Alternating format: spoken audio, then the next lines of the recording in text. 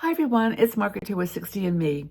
I live alone. I live solo. I have been in that situation for about 15 years now, and I love it. And I've written several articles and done videos on the benefits of living by yourself. Lots of our community do. The last video I did on this subject was about 7 things that were great about being solo. It got over 1 million views. And that means a lot of people are interested in this topic and interested in how to make the best of it, because a lot of older women in particular are by themselves. It could be a choice that you've made, divorce, you may have lost your partner. It's really more intense as you get older. It's amplified, I think. But I want to talk to you about the opposite side of it for today. It's a little bit different than I would normally do, but I want to talk about the things that I miss living solo. Now, I love the freedom. I love all the things that we've talked about in the past, but there are some things that I think maybe some of you who are living by yourself in your heart of hearts, if you sit down and talk, listen to your feelings, will agree with me that these are things that you miss.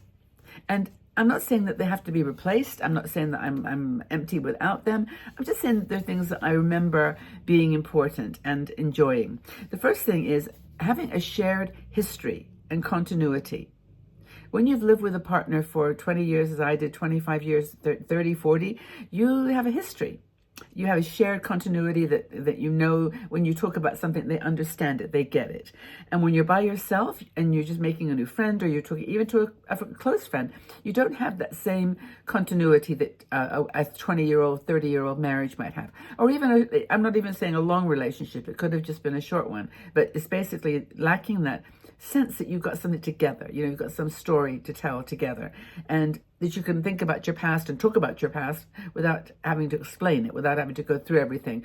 They get it. They've been with you. They've asked questions. You've lived together.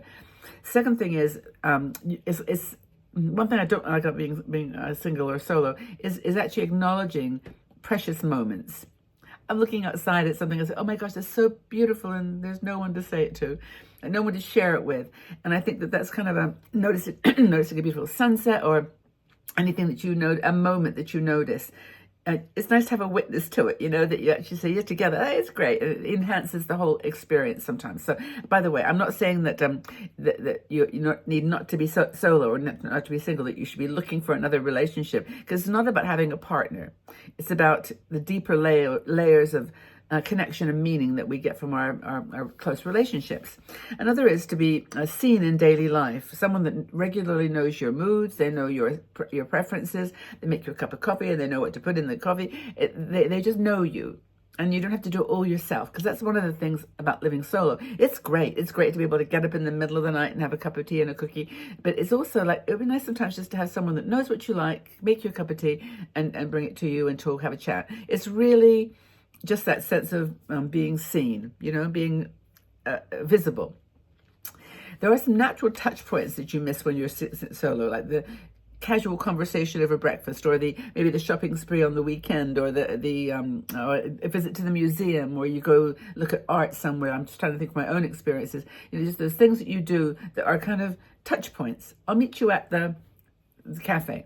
What cafe? Oh, they know the cafe. They know where you're going to be. They know where you like to go. They know what you like to wear. They just know those touch points. And they give you a gift, and it's like, I understand you, so I'm going to give you this gift because I think it is what you like, what you want, and hopefully it is. But you get that kind of missing touch points when you're by yourself. You don't have anyone to touch. You've got no one to sort of validate. Another thing that I miss myself is having built-in cheerleader.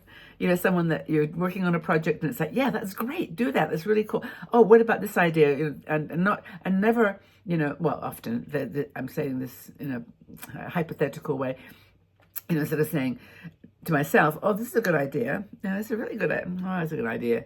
But to have someone say, yeah, that's really good. I really like that way you thought that through, and maybe even offer an and what about doing this?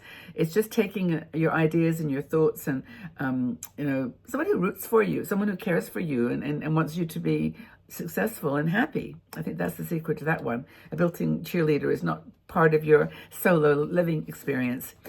Collective decision making. When you're solo, you're making all the decisions. You're doing it all by yourself, black and white, yes and no. You have to come down to the point of making a decision. You got no, well, you could call up a friend and say, "Can you help me make this decision?"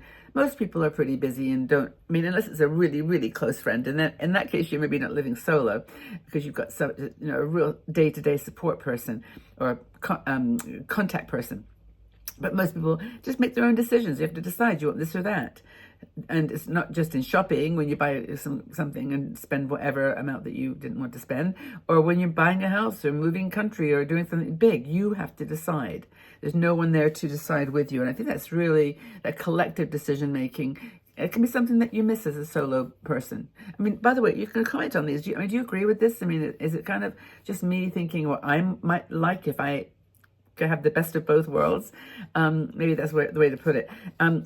Echo emotional accountability. So when you're going on a journey, on a path, you're trying to develop something, and you've got someone that says, how you doing? You said you'd do that by last Saturday, next Saturday, but and you haven't got it done. They keep you a little bit on, may perceive it as a criticism, but personally, I loved it because both my ex-husband and I worked at Microsoft, and we were very, connected to all the kinds of things that were going on. So we were actually really mirroring each other's growth and progress and always helping to the next level and give lots of, have you thought of this? Have you done that? Don't have that when you live by yourself. I mean, ChatGPT sometimes is pretty helpful for me. I sometimes get good ideas from ChatGPT, some reassurances. And it's just AI is AI, but the story. But the point here is that living solo can be full of really beautiful emotional freedoms. It has so many rewards, the freedom to do things, peace, time to discover yourself, time to do exactly what you want. Living solo is a great lifestyle. But these are 7 things that I think I've talked about here that are deeply, I miss them in a way. It's not like I want them back. It's not like I think about them all the time. But it's not about needing a partner. It's about the absence of shared connection, history, and goals. And I think that maybe you could share whether you agree with this. Do you think this is true in your situation if you live alone? Actually, a lot of women in our community are not living alone, though. I mean, we have I don't know whether it's about almost half and half, but we have a lot of people that are not living by themselves. They're living with partners. So they could maybe say what it is about having a partner that you really love. But I think as a solo woman, I'm pretty happy with my life in most ways. But every now and again, I just do miss having a bit of contact and having a bit of support and a bit of specific criticism and encouragement as well, which comes from someone that lives with you or is at least close to you. Anyway, what do you think? I'm really anxious to hear your feedback because this is such a nice topic. So many people enjoyed listening, but what do you miss about being solo? Share the comments. Take care, everybody. Lots of love.